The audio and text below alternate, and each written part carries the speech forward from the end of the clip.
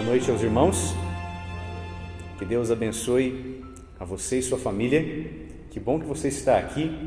Eu quero te pedir para, antes de abrirmos a palavra de Deus, vamos inclinar o rosto, vamos orar ao Senhor. Pai amado, obrigado pela oportunidade que temos de mais uma vez estar em Tua casa de oração. Neste momento, Senhor, nós vamos abrir a Tua palavra. E te agradecemos pela liberdade, pela possibilidade que nós temos de fazê-lo. Mas agora, neste momento, Senhor, é importante que o Teu Espírito nos guie, para que entendamos exatamente tudo aquilo que o Senhor quer falar ao nosso coração. Abençoa-nos grandemente, te pedimos, no nome de Cristo Jesus. Amém. Hoje nós vamos falar sobre Cristo e as tempestades da vida. A sua vida já passou por tempestades? A nossa vida sempre passa por altos e baixos. Uma característica deste mundo de pecados é a falta de tranquilidade, é a falta de felicidade plena, verdadeira e completa. Infelizmente isso acontece. Eu quero convidá-los a abrir a palavra de Deus no Evangelho de Marcos, no capítulo 4. E nós vamos ver ali alguns discípulos passando por maus bocados, como nós falamos, né? Passando por momentos difíceis na vida. Vamos ler juntos a partir do versículo 35. Acompanhe-me na leitura. Naquele dia, ao anoitecer, disse ele aos seus discípulos: vamos atravessar para o outro lado. Deixando a multidão, eles o levaram no barco assim como estava. Outros barcos também o acompanhavam. Levantou-se um forte vendaval e as ondas se lançavam sobre o barco, de forma que este foi se enchendo de água. Jesus estava na popa, dormindo com a cabeça sobre um travesseiro. Os discípulos o acordaram e clamaram: Mestre, não te importas que morramos? Ele se levantou, repreendeu o vento e disse ao mar: Aquiete-se e acalme-se. O vento se aquietou e fez-se completa bonança. Então ele perguntou aos seus discípulos: por que vocês estão com tanto medo? Ainda não têm fé? Eles estavam apavorados e perguntavam uns aos outros: quem é este que até o vento e o mar lhe obedecem?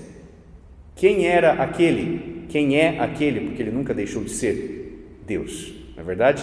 Jesus, Ele, o Criador de todas as coisas, Ele que tem o poder sobre o mar, sobre o vento, sobre a terra, sobre todas as coisas. Para Cristo é muito fácil, sempre foi, lidar com os elementos naturais, mas eles ainda não sabiam disso. Os discípulos ainda estavam num processo de aprendizagem, eles estavam ainda assimilando quem era Jesus, o que ele era capaz de fazer, quais as transformações que ele podia trazer para a vida deles. Era tarde, e o Comentário Bíblico Adventista, volume 5, diz ali que este dia foi um dia especialmente laborioso para Jesus. Ele havia feito muitas coisas, conversado com muita gente, ele havia tentado ensinar os seus discípulos através de uma série de parábolas, e eles, vez ou outra, vinham perguntar para Jesus: Mestre, o que o Senhor quis dizer com tal parábola? O que o Senhor quis dizer com essa e aquela figura? Instrua-nos, por favor. E Jesus, depois de já ter tentado ensinar-lhes por parábolas, explicava novamente o assunto. Eu imagino Jesus como o professor mais didático de todos os tempos. Dava o exemplo, explicava a matéria, ficava ali, fazia hora extra, né? Todo mundo ia embora, ficavam os discípulos: Senhor, explica aí porque eu não aprendi direito. Então Jesus explicava mais uma vez. Depois deste dia, ensinando, curando, ouvindo, que Jesus também era muito bom nisso, em ouvir pessoas. E eu me pergunto hoje: será que eu ouço mais do que falo? Será que damos liberdade e oportunidade para saber o que as outras pessoas sentem, o que elas almejam? Jesus dava essa oportunidade. Aliás, se houve alguém que veio para servir e para ouvir, foi Jesus. Não é verdade? As pessoas vinham direto já com um pedido. Jesus parava o que estava fazendo, ouvia, atendia, instruía, ensinava. Cristo é maravilhoso realmente. E naquele dia em que ele havia trabalhado muito pelo seu próximo, ele estava cansado. Era um dia fora do comum. O dia de Jesus havia sido intenso, ele estava com fome, ele estava cansado, e então eles decidiram entrar no barco e passar para outra margem. Eu trouxe algumas imagens interessantes. Essa é uma imagem de uma das margens do mar da Galileia, que na verdade é um grande lago. E eu quero que vocês apreciem bem a vista. Isso aí é na claridade do dia. Isso é no período do pôr do sol. Imaginem vocês esse lugar, Cristo terminando o trabalho do dia, podia muito bem falar para os seus discípulos: agora vamos armar uma tenda aqui, aproveitar esse pôr do sol bonito, fazer uma fogueira, vamos conversar, vamos cantar juntos. Mas não, Jesus tinha outros planos, Jesus tinha pressa. Jesus tem pressa, vamos colocar no tempo presente. Jesus tinha pressa de atender mais gente, de alcançar mais pessoas, de curar, de restabelecer mais gente. E Jesus tem pressa ainda hoje, e Ele busca nos curar, nos restabelecer e nos ensinar hoje. Jesus tem pressa de nos atingir. Cristo então entrou com seus discípulos no barco, e a gente vê pelo verso 36 que outros barcos também estavam acompanhando, e Jesus, que naquele momento estava humano, cedeu ao cansaço. Ele não aguentou. Ele encontrou ali uma almofada e ali mesmo ele dormiu. Ele caiu no sono. E isso não significa que era um momento de fraqueza de Jesus, porque o líder não tem que estar desperto o tempo todo, cuidando o tempo todo. Às vezes é importante deixar os seus liderados se virarem um pouco, agirem, para ele depois observar como é que eles se saíram. E sabe, muitas pessoas comentam e falam sobre a natureza de Cristo. Isso é um ponto delicado. Nós não devemos nos esquecer que Cristo, sim, o seu caráter era um caráter irrepreensível, pré-lapsariano, como aquele que recebeu Adão no momento da criação, mas o seu corpo físico estava, sim, suscetível às mazelas do pecado. O seu corpo físico, mesmo ele não tendo pecado jamais, ele também sentia fome, frio, sede. Ele estava ali cansado e caiu no sono. Ele e os seus discípulos estavam indo para a região de Decápolis. Se vocês observarem no capítulo 5, vão se lembrar de alguns milagres grandiosos que Jesus fez naquela região também. Jesus precisava recobrar as energias, ele precisava descansar. Mas enquanto ele dormia, aconteceu alguma coisa, uma tempestade. Eu busquei o original deste texto e diz que o termo para tempestade aqui é seismos ou seismos, eu não sei como é que se pronuncia isso no grego, mas eu sei que tem a ver inclusive com terremoto. Então a tempestade era tão forte, o barco estava sendo abalado tremendamente, ondas por todos os lados, e o texto diz que estava se enchendo de água. Eu não sei quantos de vocês já andaram num barco pequeno. Dá um medo. Ele vai balançando junto, a gente fica enjoado.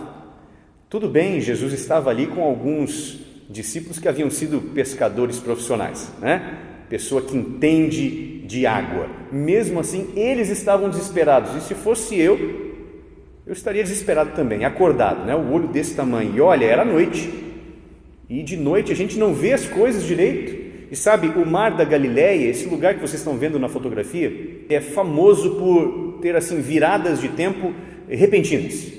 O céu está bonito, a temperatura está boa e assim em questão de algumas horas o tempo fecha e vem tempestades horríveis.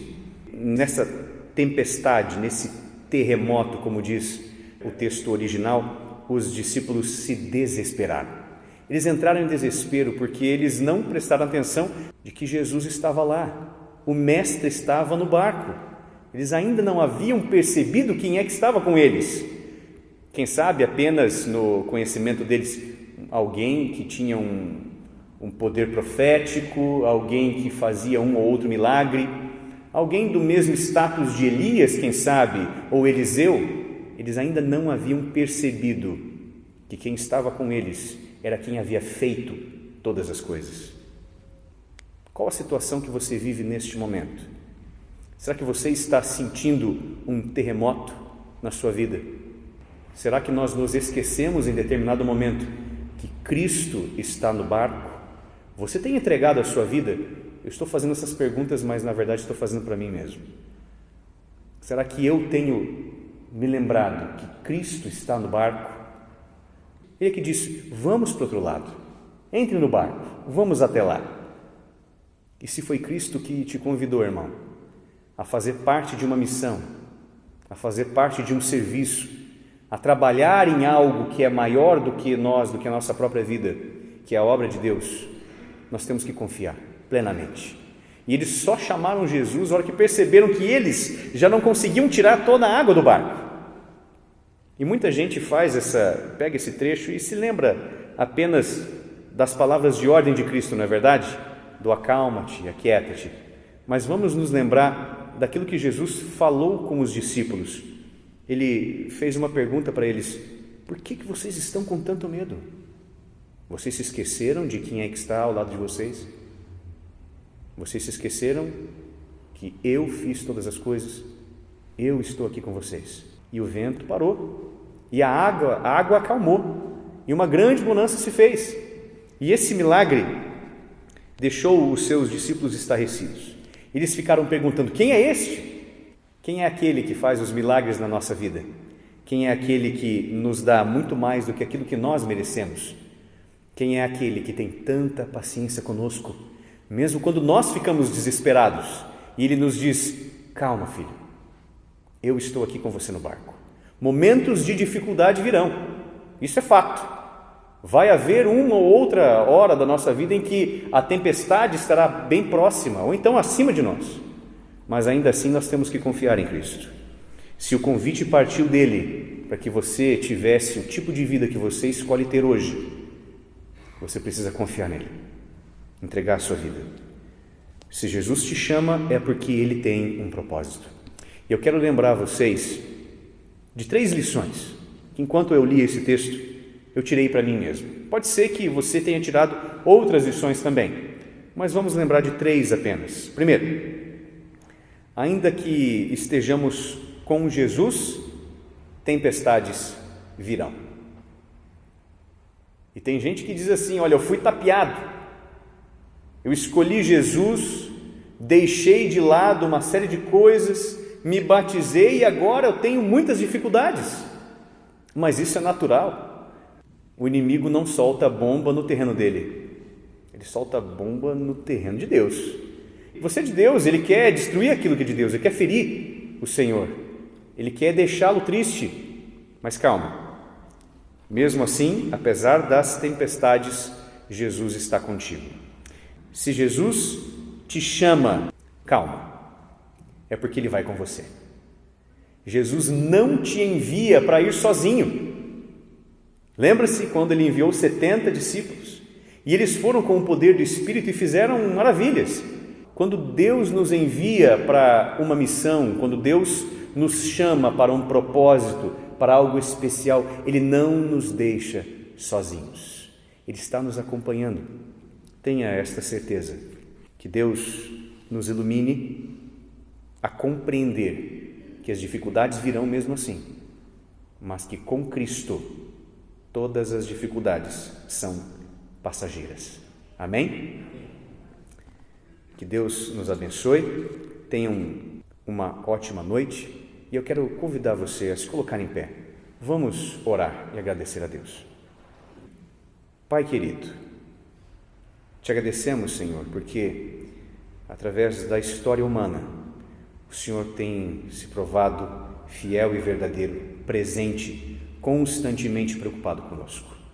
Te agradecemos, Pai, pelo teu amor incondicional, porque apesar das nossas falhas, ainda assim o Senhor escolheu nos salvar, porque através da tua palavra nós vemos exemplos maravilhosos desta continuidade, deste amor eterno, e te pedimos, Senhor, que nos abençoe a compreender este amor e a estender este amor também para outras pessoas. Nos dá confiança, Senhor, nos dá perseverança. Te pedimos estas bênçãos, no nome de Cristo Jesus. Amém. Deus abençoe a todos nós. Tenham todos uma ótima noite.